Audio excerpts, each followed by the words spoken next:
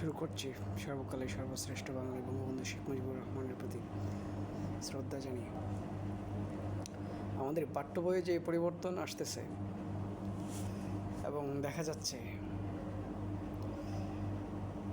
এখানে কিছু ইতিহাস বিকৃতি ঘটতেছে, যেটা খুবই দুঃখজনক। আর যদিও জানা ছিল যে তারা এই ইতিহাসকে বিকৃতি করবে, তো আমরা সেটা জানতাম। তারা মারাত্মক রকমের একটা ইতিহাস বিকৃতি করেছে, সেটা হচ্ছে যে জাতীয় চারনেতা নামে আমরা যাদেরকে চিনতাম, মুক্তিযুদ্ধকালীন মুজিবনগর সরকারকে যারা নেতৃত্ব দিয়েছে বা মুক্তিযুদ্ধ পরিচালনা করেছে, জাতীয় চারনেতা Syed Nazrul Islam, Tajuddin Ahmed, captain N Mansur Ali, H M. Kamaruzzaman, এই জাতীয় চার নেতার নতুন সংস্করণ নিয়ে আসছে তারা পাঠ্য বইয়ে। তারা জাতীয় চার নেতার নামে যাদেরকে নিয়ে আসছে, তাদের আমাদের বাঙালি জাতির, আমাদের বাংলাদেশের বা বাঙালি জাতীয়তাবাদী নেতা কিন্তু কেউ স্বাধীনতা আন্দোলনের নেতা নন।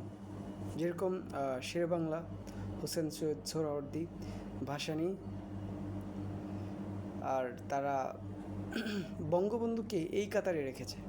কিন্তু বঙ্গবন্ধু কি সবার সান্নিধ্য পেলেও বঙ্গবন্ধুর যে অবদানটুকু রেখেছেন, বা বঙ্গবন্ধু বাকি এই তিন নেতার থেকে যেখানে আলাদা, সেটা হচ্ছে তারা কেউই স্বাধীনতা আন্দোলন করেননি। বঙ্গবন্ধু স্বাধীনতার আন্দোলন করেছেন। তারা আমাদের মহান নেতা ঠিকই, এবং এই দুইজনেরই আওয়ামী লীগের, হোসেন সৈয়দ সোহরাওয়ার্দী এবং ভাসানী আওয়ামী লীগের প্রতিষ্ঠাকালীন সভাপতি ছিলেন, আর হোসেন সৈয়দ সোহরাওয়ার্দী এটার স্বপ্নদ্রষ্টা বা এই দল পুনর্গঠনে উনি ভূমিকা রেখেছেন। তো আমরা বাঙালিরা যাদেরকে চার নেতা বলে চিনতাম, তাদেরকে বাদ দিয়ে নতুন জাতীয় চার নেতার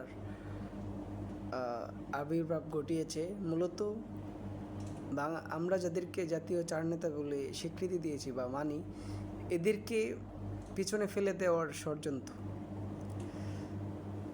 শেরেবাংলা, সোহরাওয়ার্দী, ভাসানী সবারই অবদান আছে।